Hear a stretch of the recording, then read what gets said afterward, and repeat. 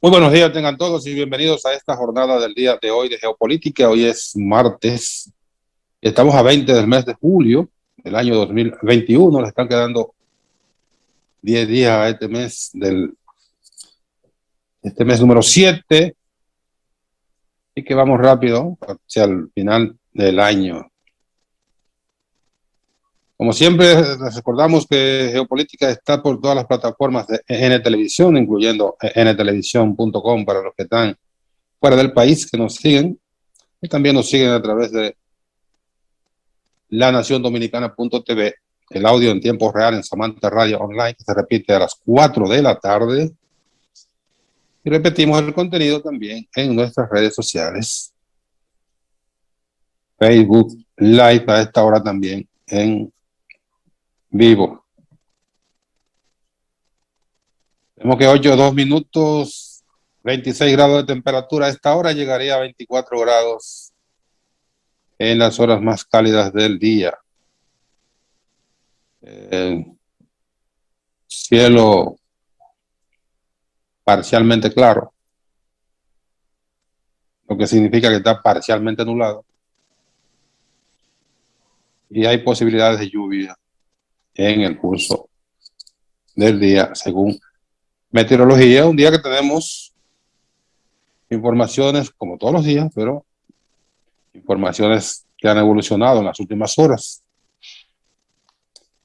en el plano internacional, como son la proclamación finalmente del presidente del Perú, Pedro Castillo, la resignación de los que aspiraban a un golpe blando para evitar esa proclamación y que asuma el próximo 28. Hay cambio de gobierno en Haití en el día de hoy. Asume un nuevo primer ministro que había sido designado por el asesinado presidente Jovenel Moïse días antes de que fuera acribillado a tiros en su residencia. Aquí en el país, bueno, ayer una jornada muy importante, el presidente de la República dando algunos avances de lo que ha sido la labor de la policía, más bien de la comisión que fue encargada de elaborar unas directivas para mejorar el entorno no físico, sino el entorno laboral y demás de la Policía Nacional. Y otros temas aquí en el ámbito de nuestro país. Vamos a conectar un rato con la doctora Esther Godoy desde Argentina para que nos actualice con informaciones de la región sobre la evolución del coronavirus, la vacunación en esos otros países y otros elementos asociados a las vacunas, los efectos, etcétera, etcétera. Todo ese contenido lo vamos a ver en un ratito cuando se conecte Leandro. Buen día, Leandro, todavía. No está Leandro todavía. Bueno, venimos entonces de más lejos hacia el centro. Vamos al sur, donde finalmente anoche el Jurado Nacional de Elecciones, que es la última instancia de la configuración de las estructuras que manejan los procesos electorales en Perú, proclamó al presidente Pedro Castillo. Un asunto que se sabía ya como era una verdad sabida por todos, pero no aceptada por muchos.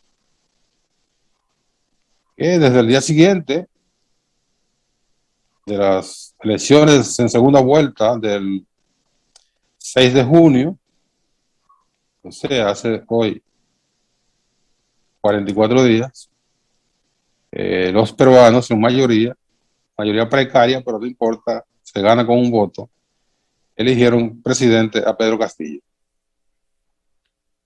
El día siguiente, 7 u 8 de junio, comenzó una frenética intención de evitar que Pedro Castillo asuma la presidencia el próximo 28 de este mes. Es sobre la base de que primero trataron de ganarle bajo el alegato de que es un peligro para la democracia peruana, una gran mentira, y luego le elaboraron toda una estrategia legal impugnando los resultados sobre la base de un supuesto fraude sistemático o sectorizado en una cantidad importante de colegios electorales, y con ese alegato impugnaron esos comicios, pero finalmente todo eso, como la canción, se derrumbó y un país en ascuas. Está muy dividido la sociedad peruana. Finalmente anoche el Jurado Nacional de Elecciones proclama a Pedro Castillo presidente del Perú. Ahora viene, según los analistas menos comprometidos, tendría dentro de unos meses, un año quizá, la intención de aplicarle a Pedro Castillo por cualquier situación que a ellos no les convenga. Esa figura que en Perú ha desestabilizado a los gobiernos durante las últimas décadas, la llamada vacancia. El Congreso le aplica esa figura de vacancia y, si tiene una mayoría calificada, se produce la remoción del presidente por cualquier tontería, por cualquier majadería que a un congresista o a una bancada se le ocurra presentar una moción de vacancia y puede conseguir la mayoría. En esos niveles de precariedad funciona la democracia peruana. Algunos dirían, bueno, pero eso es una demostración de madurez democrática, que se usan los mecanismos institucionales. No, la verdadera democracia es la que permite que los gobiernos concluyan el periodo para el cual el pueblo los elige, a menos que se desbanquen por situaciones delictivas, como ha ocurrido en Perú justamente. Pero bueno, eso es un poco adelantándonos a los acontecimientos o a lo que dicen que puede ser el laborantismo de la derecha peruana. En Haití, finalmente, hoy asume el doctor Ariel Henry, que es un médico neurocirujano haitiano muy importante, que había sido designado primer ministro por el presidente Moïse días antes de ser asesinado, y había ahí un pulso de poder con el hasta hoy primer ministro, Claude Joseph, que, bueno, estaba en funciones cuando mataron a Haití y alguien tenía que asumir la conducción del país, porque los países no pueden caer en un vacío de poder. Había un pulso con el doctor Henry, pero ya llegaron a un acuerdo porque la comunidad internacional no estaba reconociendo la legitimidad de Claude Joseph. Y ahí entonces funcionó la lógica callejera de que cuando no se puede, no se puede. Y tuvo que entregar, tendrá que entregar el poder en el día de hoy. Eso ni por asomo significa la estabilidad en Haití. Esta palabra para Haití fue abolida del lenguaje. pero por lo menos mantiene una cierta normalidad, porque hay un gobierno ya reconocido,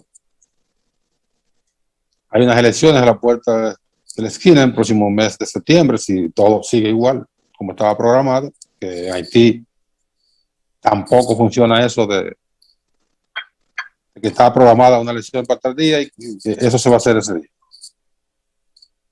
Eso también está en veremos. Saludos, Nelson. Pero por lo menos, bueno, llegaste, Leandro. Ya hablé de Perú, así que olvídate de Perú. Bueno, sí, ya. Para ayudarte con Haití, mira, resulta eso último que tú dices. El presidente Martelly duró un año más que lo que le correspondía en el poder, que no se prepararon elecciones. Es decir, hubo un interín que provocó justamente el debate que hoy y el posterior magnicidio no, Martelly entregó a un interino. Pero antes después que concluyó Martelly, hubo un interín de un año para que el presidente Jovenel Moïse tomara el poder después de las elecciones. Sí. Y fue la raíz del conflicto, por el cual le decía que le faltaba un año y toda la oposición decía que ya él había cumplido.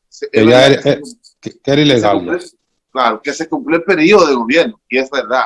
Ahora, el mandato de él no fue de 4 años. Él no cumplió los años. Los cinco, le correspondían 5, no los cumplió. No fueron los 5 años, no los cumplió realmente. No. Bueno, entonces, evidentemente que la transición ya fue acordada mediante un consenso de las Naciones Unidas, los Estados Unidos básicamente, y las fuerzas internas, que se optó que sea el ministro que había escogido el presidente Jovenel Moïse. Y esa formación, esa transición va a empezar justamente, hoy se juramenta, pero pasado mañana empieza con las primeras medidas para formar su gabinete y con el velatorio, ¿verdad? Con las honras fúnebres que se le van a hacer a Jovenel Moïse, que se van a hacer el próximo viernes, formalmente, bajo ya un gabinete y con un presidente escogido, un primer ministro, como lo es Ariel Henry, que fue el escogido por Jovenel Moïse. Ojalá que esa transición pueda durar, porque los incrementos de los grupos armados no han cesado, muy a pesar de todos los conflictos armados que ya se dieron, que terminaron con la muerte de un presidente.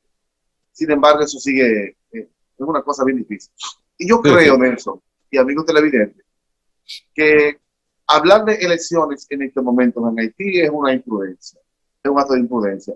Ahí hay que reconciliar la fuerza, unificar criterios, establecer una agenda sobre un tiempo que permita por lo menos la estabilidad de Haití. Pero entrar en un proceso electoral ahora, después de tantas heridas abiertas recientemente, es agudizar el conflicto. Sí, lo más saludable sería no abocarse a una elección el próximo 7 de septiembre, como estaba programado. Estamos hablando de 3 meses. Ajá.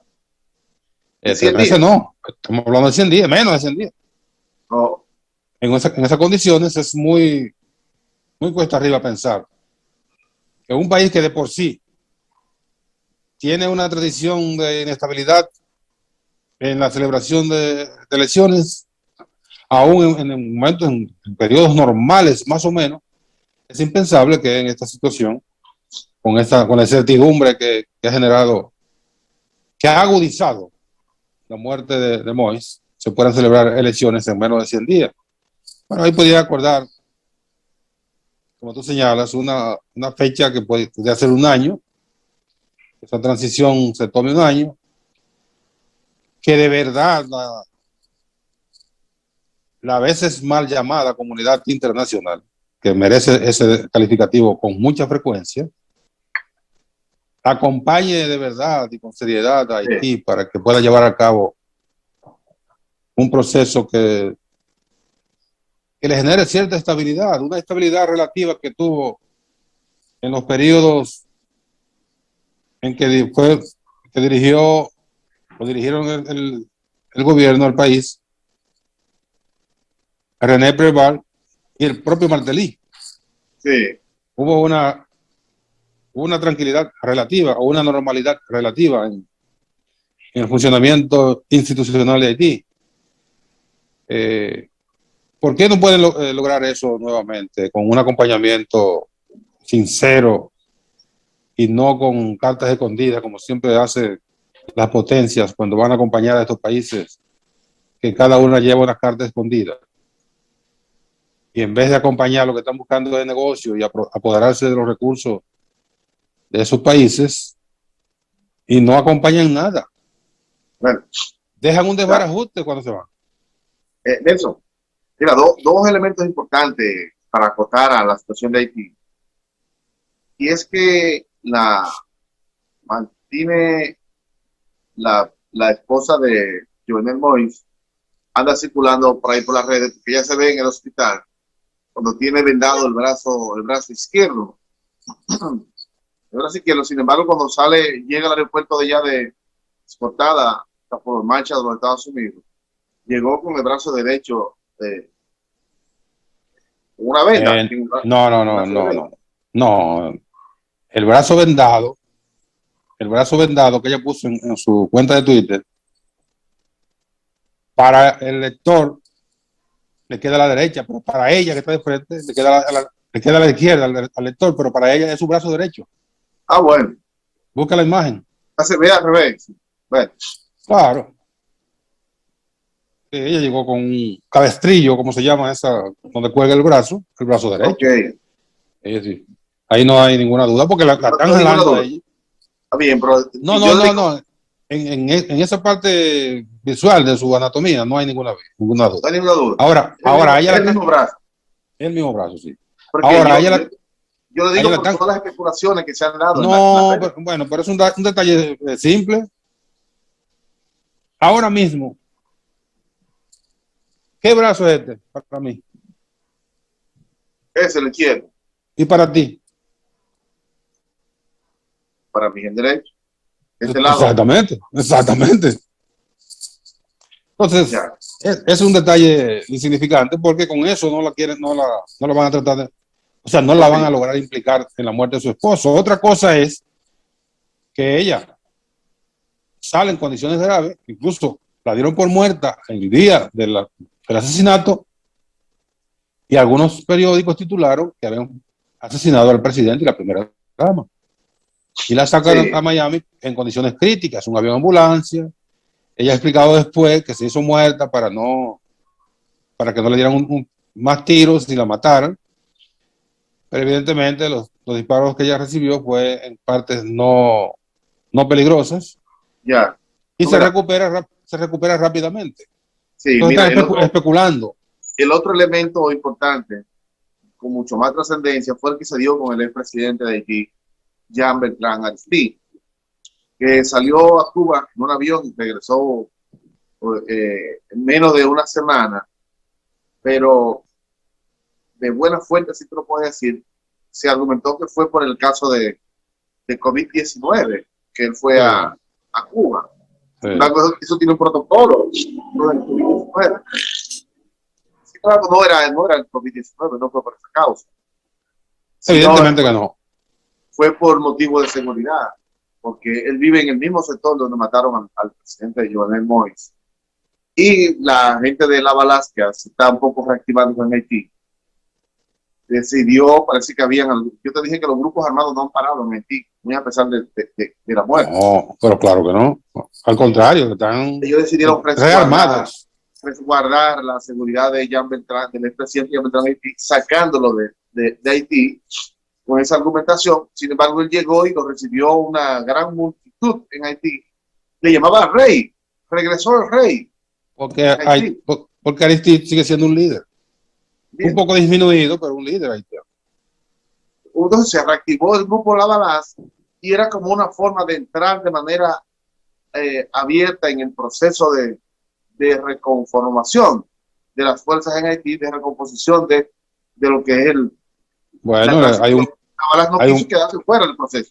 Hay un ministro de La Balaz. Claro. Ministro de Planificación.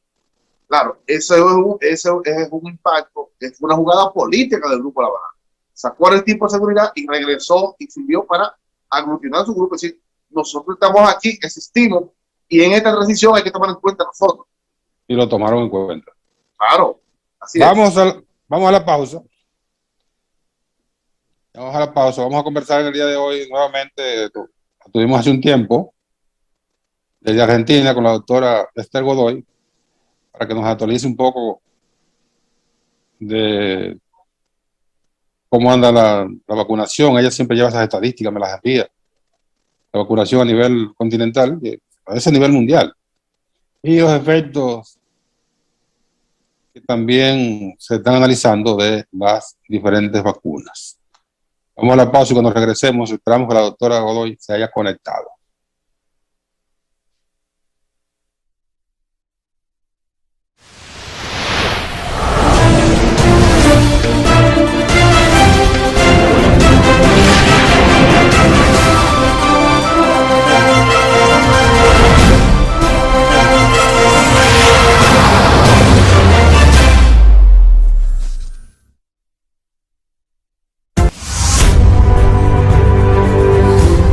Estás viendo EN Televisión.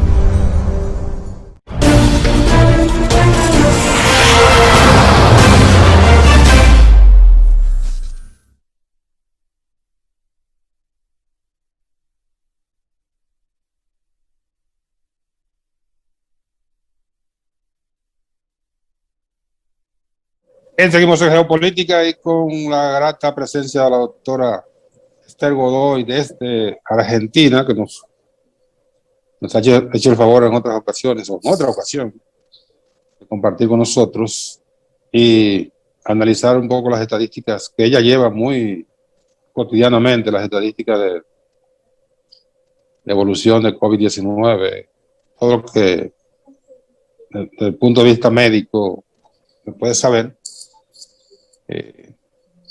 Ella nos hace el favor de compartir esas informaciones. Ayer, por ejemplo, compartía unas estadísticas de la cantidad de vacunados con las 2 dosis en el continente, y yo le señalaba que no estaba ahí la bandera dominicana, que tiene una alta población de vacunados, tanto con las 2 como con una dosis. Entonces ella me aclaraba que tomó la estadística de un sitio y me lo envió y yo vi que estaban consignadas ahí. Buenos días, doctora. Con mucho frío en Buenos Aires. Buenos días, señor Nelson y Leandro. ¿Cómo están ustedes? Muy bien, gracias. Hoy es nuestro 5.º día de luto, porque fue instituido al llegar el viernes a las 100.000 víctimas por COVID. Sí. Y también, eso por un lado, lo que a nivel nacional nos, por supuesto, conmovió. Nunca pensamos que íbamos a llegar a esa cifra. Y por otro lado, hoy aquí en la Argentina se conmemora el Día del Amigo, y siempre un poco en comparación consideramos que dentro de nuestra idiosincrasia argentina el tema de la amistad es sacrosanto, aún dentro de la población agnóstica o atea. Y por supuesto, aún entre lo del Boca es sacrosanta. y lo de River. Nos inmolamos, ¿no? Absolutamente. Bueno, eso no es otra cosa. Lo simulan. Eso ya es otra cosa. Eso ya no hablamos de amistad, hablamos de fútbol. No, eso no. Eso es un parteaguas. Absolutamente. Y precisamente, considerando las 2 cifras y el día del amigo y de la amiga, realmente es un día muy especial para honrar a quienes perdimos a tantos colegas, amigos, compañeros, familiares. Así que hoy va a ser un día muy particular. Bueno. Salutaciones y todo. Sí, con mucho gusto yo le comparto toda la información que recibimos fundamentalmente por el canal que dirige el periodista Walter Bubar, que es sitio de consulta a nivel profesional, a nivel gubernamental, y nacional e internacional. Y sí, felicitamos calurosamente a la República Dominicana, que es la que lidera el continente con el 35% de su población objetivo vacunada. Y nosotros hemos llegado al 35% de la población objetiva, o sea, mayor de 18 años, con una dosis, y a un 12% con las 2 dosis. Pero bueno, la primera vez que nosotros nos conocimos, hablábamos que estábamos llegando al límite del 20% con la primera dosis, y en su mayoría era Sputnik y AstraZeneca. Y hoy podemos decir que contamos con una canasta de vacunas importantísima, que diría que es todas, aunque CanSino, de una gran eficiencia, efectividad, sin efectos adversos detectados, salvo efectos secundarios comunes a cualquier inmunización. Y es muy lamentable que nosotros ocupamos después de México, Brasil, Colombia, está nuestro país, siendo rodeados de Chile y Uruguay, que son países también que se destacan por su altísima inmunización. Claro, todos nosotros nos juega muy en contra, tenemos 45 millones de habitantes. Y parecería que 100.000 personas es apenas un 0,02%, pero impacta en la familia con que haya habido uno. Para esa familia es el 100%. Y no, y 100.000 es un número respetable. Es muy respetable y sobre todo es muy conmovedor que, siendo la Argentina junto con Uruguay los países que se destacan por su sistema amplio de salud público, mixto, privado y de obra social, nos estamos planteando desde el viernes pasado en qué hemos fallado. Y la falla es muy difícil de subsanar. Quien ha fallado ha sido la población. Y eso ya se vio en Chile. No es suficiente la vacunación. La conducta no apropiada de la población puede hacer fracasar toda una exitosa campaña vacunatoria. Correcto. La gente, los gobiernos han insistido de manera sistemática y casi rogando, en algunas ocasiones dejando de lado la obligación de aplicar medidas fuertes, lo han hecho así como una rogatoria a la población de que continúe observando las medidas, que no bote la mascarilla, que se siga lavando las manos, que no se aglomere. Y todo una prédica de meses, que por lo visto no ha surtido ningún efecto. O sea, ha surtido efecto, pero no a los niveles de parar la propagación. Los números que usted mandó mandó esta mañana, ahí están 1.200, 1.300 personas fallecidas, 2.000 en varios países así. Entonces, evidentemente hay un descuido de los ciudadanos, por decirlo de alguna manera. Afortunadamente, venimos en descenso. Hoy tenemos 462 muertos y el nivel de contagios de 4.750. Es un logro importantísimo cuando hasta hace la semana pasada no bajábamos de 20.000 contagiados y no podíamos bajar de los 667 muertos diarios. Y usted dice muy bien, de pronto también para este tema viene esa famosa frase de poderoso caballero es don dinero, ya que se ha hecho una conclusión de casos contagiados y agravados que nos ha traído la Copa de Fútbol de las Américas.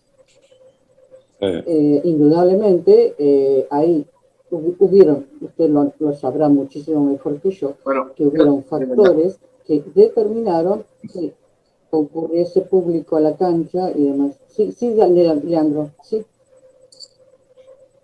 Mira, Nelson, ¿Qué me ahora, decía, Leandro? buenos días. Sí. Buenos días. Yo le escucho bastante bajito, es lo primero. Segundo, me gustaría saber cuál es cómo anda la aplicación de la tercera dosis, si lo está en Argentina, y si pudiera hablar de alguna estadística con relación al conjunto en América Latina, en cuáles países, por lo menos de Sudamérica, se está aplicando la tercera dosis, y su opinión sobre eso. Voy a intentar, no sé por qué se escucha bajo, porque lo probé acá y está en volumen correcto. Yo lo escucho bien. ¿No me escuchó? Leandro, Sí. ¿me escucha? Bueno, respecto a la tercera dosis, nosotros estamos en la, no hay manera de bajarlo más, a ver, intentaré. Ahora, puede que se escuche mejor. Leandro, respecto a la tercera dosis, es algo que fíjese que nosotros por continente, nosotros no estamos, recién estamos ingresando, estamos finalizando la segunda ola, no hemos ingresado a la tercera. El tema de la tercera dosis se está planteando en Europa. Se está estudiando acá a nivel sanitario, por supuesto, qué medidas se tomarían, pero no se está efectivizando ni se concretará en los próximos meses. Inclusive no sabemos de esa tercera dosis en qué casos será necesario. Se supone que se utilizará en vacunados de alto riesgo y qué tipo de incidencia ha tenido en la población determinadas vacunas. Pero afortunadamente en nuestro ministerio compró vacunas que hablamos de un 98, 96, 92, 91% de efectividad, 84% la que menos tiene. Entonces se supone que sí. Seguimos un monitoreo epidemiológico a nivel país, a nivel regional, ojalá que no sea necesaria esa tercera dosis. Bueno, acá se está aplicando. ¿Cuál es mi, acá no, cuál es mi opinión al respecto? Por supuesto que en la población de riesgo en cuanto a su trabajo profesional, y en cuanto a su característica de enfermedades preexistentes, es necesario aplicarla y se va a hacer seguramente con la versión de Sputnik Light. Desde el punto de vista epidemiológico, suponemos que se puede hacer con eso. Esa es mi opinión. Pero no, nosotros acá no estamos con tercera dosis. El plan es finalizar con la primera dosis a mayor cantidad de la población. Pero ¿qué pasó? Como hablábamos de la mala conducta de la población, se tuvo que dar, digamos, un volantazo a principios del mes pasado y se tuvo que detener en una amplia vacunación de primera dosis y apurarnos con la de segunda dosis. Precisamente porque no bajábamos de la cantidad de contagios diarios y no bajaba nuestra cifra de muertes, que no fuese 667. Hasta diciembre está la emergencia sanitaria y anhelamos que si van descendiendo los casos de contagio así como las muertes, vamos a poder, ya se está registrando a los menores de 13 a 17 años con enfermedades de riesgo o con patologías de riesgo. Bueno, vamos a la pausa cuando regresemos para que nos diga de esas patologías de riesgo y las reacciones de las diferentes vacunas, que la que más, la que peor ha sido tratada ha sido la AstraZeneca, que es la que señala que tiene los mayores efectos. Pero vamos a hablar de eso al regreso de la pausa con la doctora Esther Godoy desde Buenos Aires, Argentina. Muchas gracias.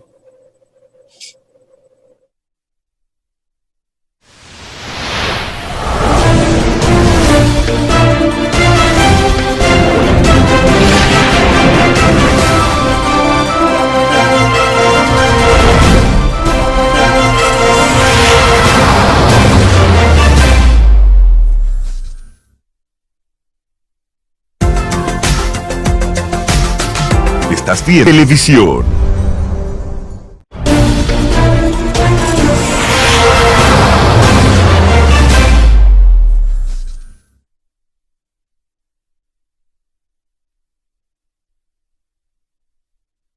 Bien, seguimos conversando en el día de hoy geopolítica con la doctora Esther Godoy desde Buenos Aires. Doctora, nos va a quedar exactamente 8 minutos. Escucho su pregunta. Os quedó una de Leandro sin responder respecto a los efectos adversos de las vacunas. Lamentablemente, me duele muchísimo, sigue siendo AstraZeneca una vacuna excelente, de excelente eficacia y eficiencia, la que permanece todavía detectándose, esos sí son efectos adversos severos dentro de la población más joven, menor a 50 años. Se detectó en Londres también otro síntoma nuevo esta semana, lo que lo hace directamente, se tiene que suspender esa vacuna. Las otras, excepto AstraZeneca, presentan efectos secundarios a la inmunización, tales como fiebre, dolor de cabezas, síntomas diarreicos, resfríos leves, puede influir disminución del olfato, del gusto, náuseas, dolor y enrojecimiento en la zona de aplicación. Pero eso no se considera efecto adverso. Pero sí, con AstraZeneca, lamentablemente, se está viendo, inclusive, no solamente de suspenderlo, sino el mismo laboratorio está viendo de no colocar las 2 dosis de AstraZeneca, sino de hacer una combinación de vacunas, como fue lo que propuso el año pasado el Instituto Gamaleya en abril del 2020, que la primera dosis fuese de AstraZeneca, que produjese la mayor cantidad de anticuerpos, porque es efectivísima, y que la segunda dosis fuese de Sputnik V, el segundo componente, para que la memoria celular sea muy duradera. ¿En qué influye eso, doctora? ¿En la metodología de producción de la vacuna, del desarrollo, que uno es con ARN, esa terminología que ustedes usan y los científicos usan, y la otra es con el virus activado, todas esa nomenclatura? Sí. Ahí está la diferencia. Yo no lo puedo responder porque AstraZeneca, si bien su bibliografía la publica, cada caso en ningún momento se demora la información, pero a mí no me ha llegado el relato en que si modificando, haciendo alguna modificación en la etapa de la inmunización o del componente en sí, varía el resultado, cosa que sí sucedió con Sputnik.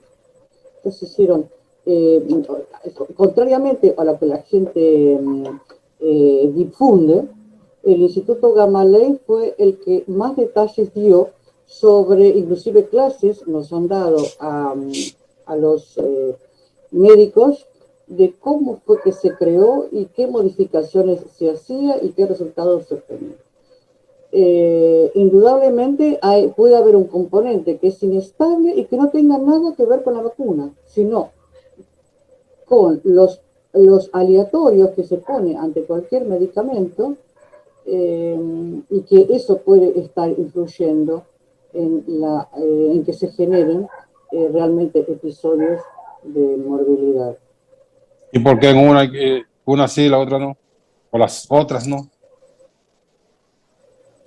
Precisamente por eso, porque cada laboratorio utiliza, o sea, no solamente el fármaco, o sea, lo que está utilizando para fabricar su vacuna, la esencia en sí, anti-COVID, sino que los otros, o sea, digamos, un solvente y un soluto, todo lo que se tiene que agregar para que mantenga su estabilidad, puede ser que sean diferentes, o sea, supongamos, en lugar de utilizar más alcohol, más agua, más talco, más otra sustancia y demás, eso puede estar incidiendo.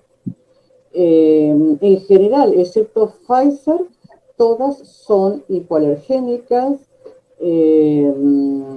no debería estar causando, pero sucede.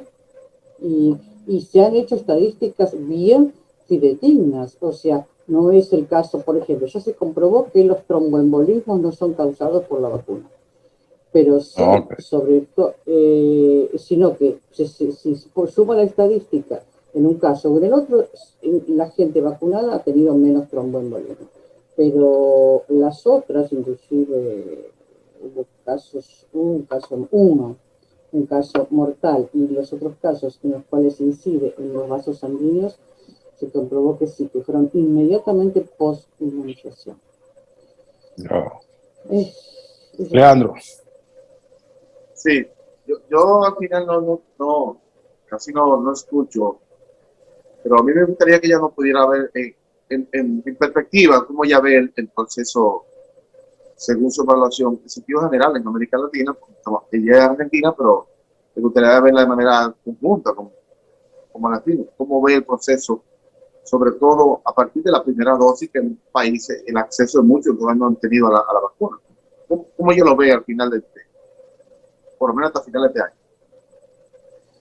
Yo soy absolutamente muy optimista. ¿En qué sentido? En que lastimosamente en algunos países, sobre todo Chile y Uruguay, han tenido que funcionar respecto a prueba y error. La vacunación no fue suficiente. Tuvieron que volver a cerrar y imponer medidas restrictivas. Soy muy optimista en el sentido en que sí, que en diciembre nosotros mismos vamos a, así como lo hicimos con Bolivia y con Paraguay, si bien pudimos muy pocas dosis en transportar, pero soy optimista que nosotros, enfriado un poco nuestra situación, vamos a poder colaborar, por ejemplo, con los países limítrofes más necesitados como son Bolivia y Paraguay, en su campaña de inmunización, porque sobre todo porque nosotros tenemos fronteras secas y acuáticas muy activas. Y entonces eso también va a incidir en nuestro panorama. Y somos optimistas que pudiendo Colombia, México y Brasil controlar su situación epidemiológica, eso también va a incidir directamente sobre el intercambio, ya sea aéreo, porque se van a poder retomar los vuelos, y va a disminuir notablemente la circulación del virus y sus variantes en todo el continente. Una cosa que es muy importante en estos momentos, que en tanto, como lo dijo el director del Instituto Gamaleya el año pasado, en marzo, conforme no se pueda cumplir con el 100% de la inmunización y la población no permanezca cumpliendo las restricciones necesarias si no está inmunizado, este virus es absolutamente rebelde y pícaro, y entonces comienza a fabricar variantes que, si bien son menos mortales, pero son más contagiosas. Y eso es lo que tenemos que evitar, su circulación. En este momento, por suerte, en América Latina no hay Delta Plus de la India, sí hay variante Delta, y ustedes por suerte pudieron frenar la Manaus, que es muy mortal, que se había dado mucho más en la zona del Caribe y en Brasil. Bueno, gracias, doctora. Como siempre, bien ilustrativa la explicación. Y vamos a tenerla ahí para siempre consultarla en estos temas del continente. Muchísimas gracias, con mucho gusto. Ustedes tienen mi WhatsApp, me consultan, lo que podamos vamos a ayudar. Y es un placer, y soy una escucha habitual de vuestro programa. Gracias. Muy buena salud, y para sus familias también. Gracias, igual para usted, la suya. Gracias. Gracias. A ustedes, gracias también por su atención este día. Mañana a las 8 de la mañana, otra entrega de Geopolítica. Sigan bien.